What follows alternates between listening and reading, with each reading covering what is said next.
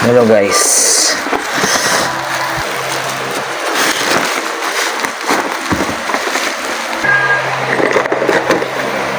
Wow, Brembo. Titingnan natin ang laman ng Brembo. Wow! Wow! Ang lupit nito, men. Brake Master Caliber 1.1 Racing. My God, kasama na yung set na guys.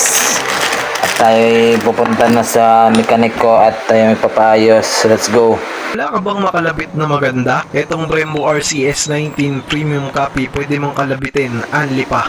Joke lang. Bossing, kung naghahanap ka ng Brake Master na budget meal, eto na.